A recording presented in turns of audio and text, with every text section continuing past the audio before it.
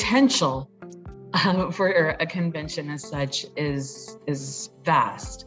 What outcomes would you expect would be the most promising as a result of that? Wing of the United Nations have great potential, right? It's about, all countries speaking with one voice, and you hope that they mean what they say. But they can also be toothless if there's no enforcement. The US has always been a little bit reluctant to cede authority to any international organization, particularly if it affects trade.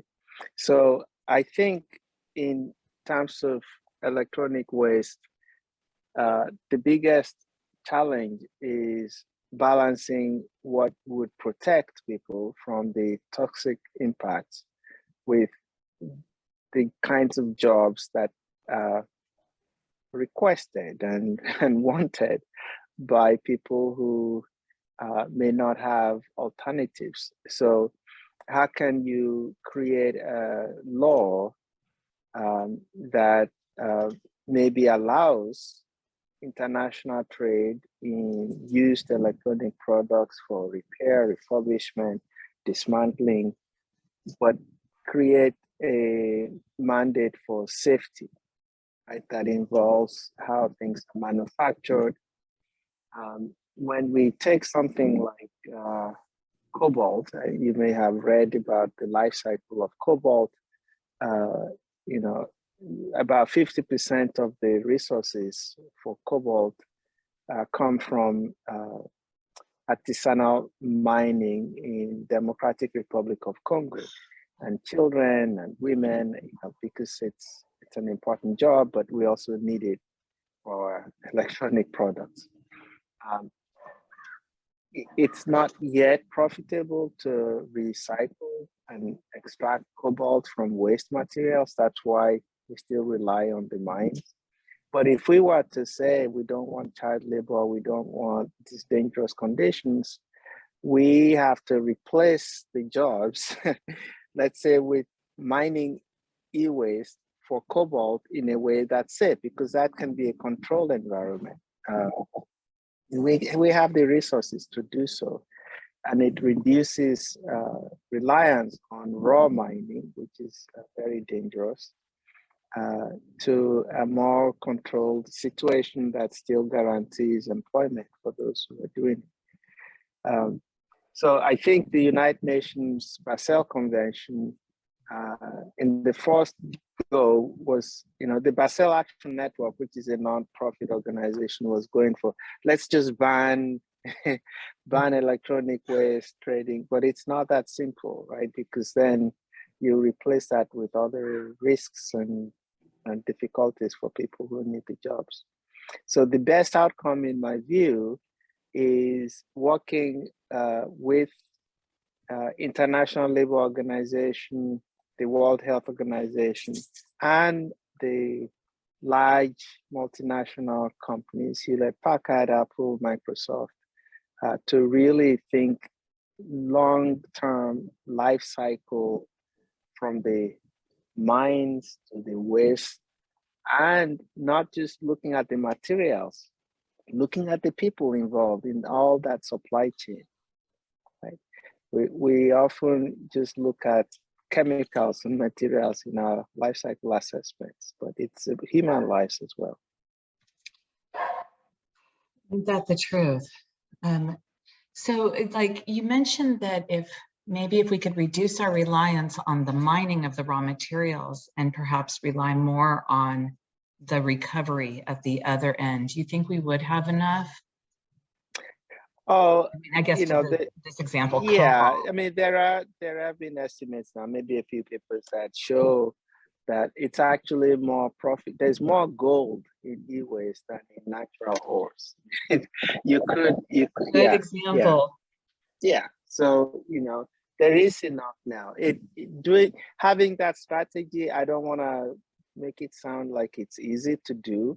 But one of the things about policy and regulations at the United Nations level is, if you have that kind of vision and build it into the policy, it stimulates investments and research for people to make it happen.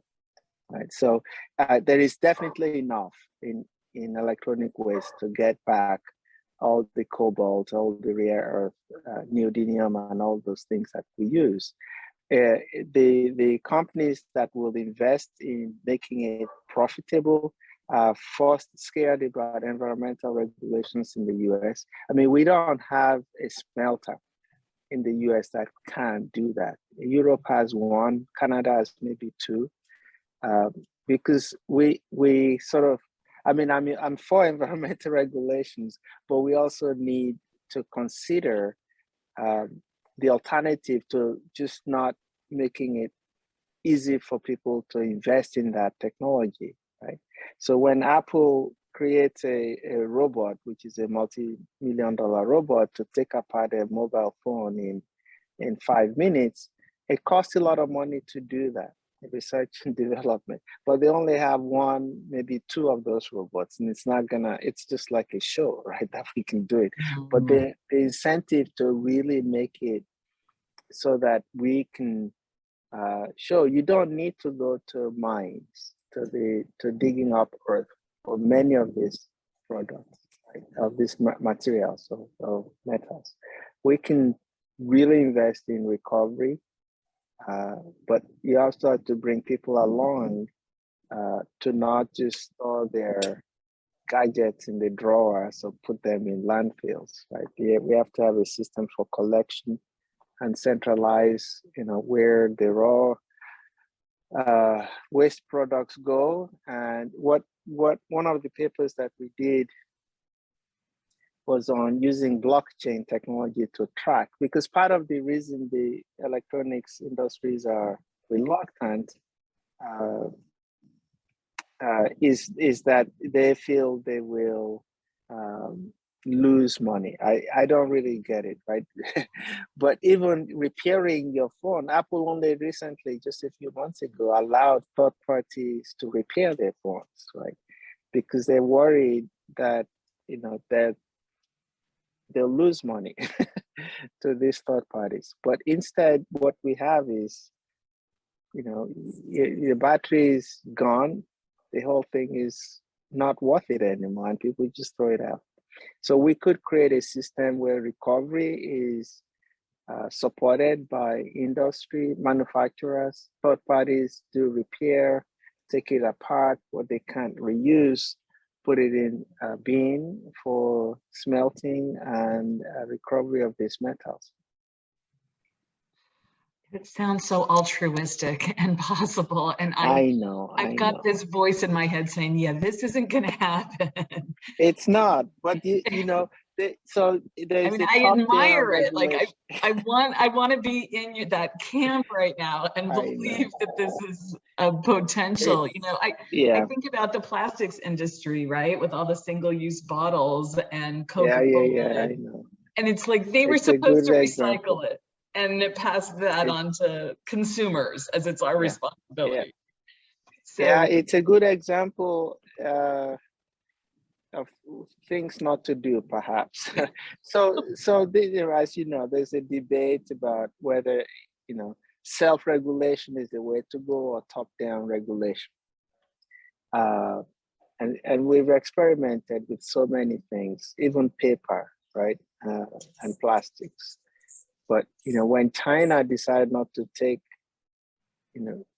recyclable waste, paper and cardboard, the whole world, what are we going to do now? Because we kind of assumed that the regulation, the self-regulation is perfect, but it wasn't. So if we think about this for electronic waste and these metals, we really have to think very, very carefully. One example that I've written about is lead acid batteries that we all have in our cars, right? And the US EPA used to brag that lead acid batteries were a success story for recycling.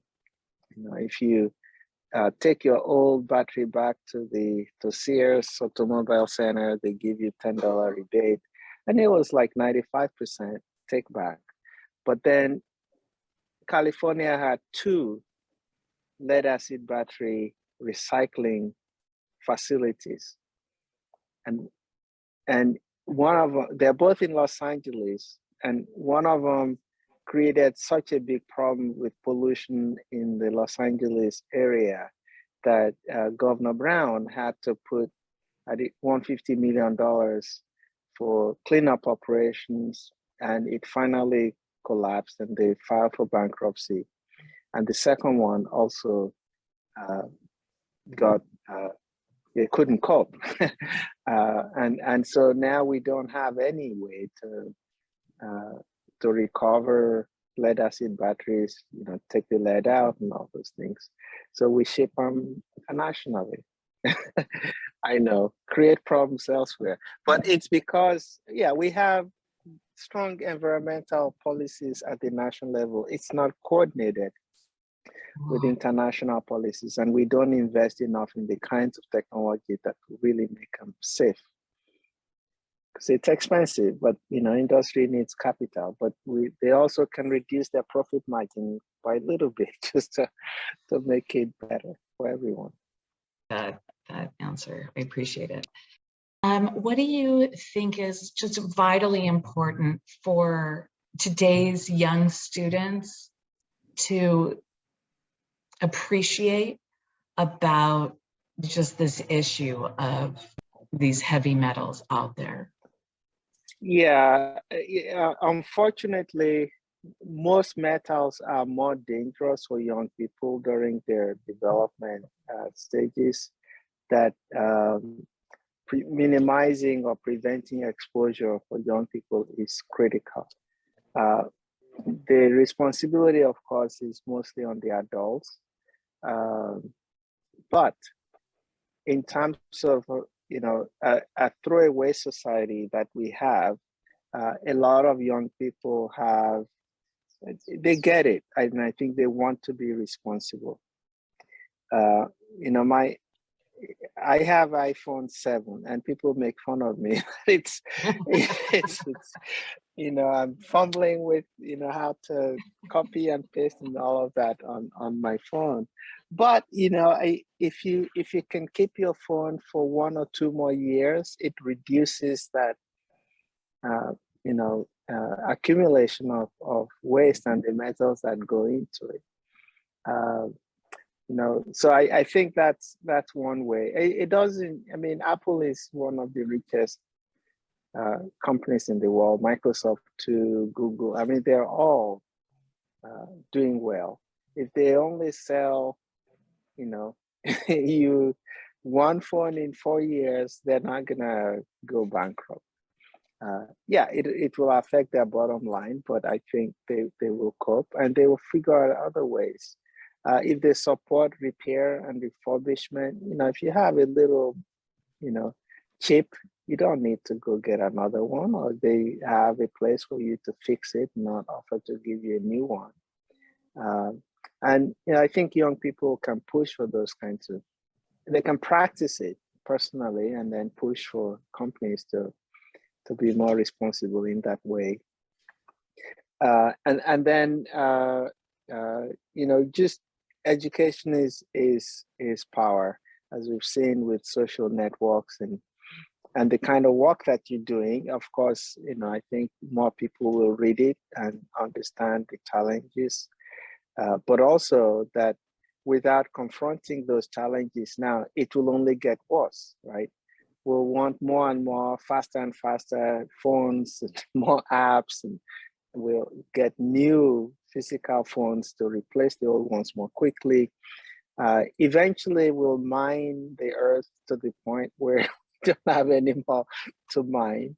And, if I bury my phone intact, thousands of years, it will be an archaeology project for somebody to dig up. But the natural ores are not like that. I mean, you're working on rare earth metals. there's a recent proposal, right, by a company that wants to mine them from under the oceans. Okay. And I think this is the most dangerous thing we could ever come up with, right? Eventually, we will run out of places to destroy.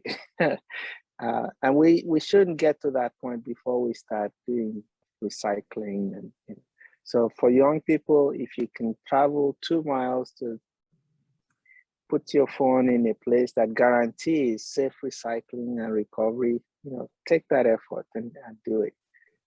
Because we don't have an infinite planet. It's not a flat Earth. It's the round. truth. Yeah. Yes. Thank you.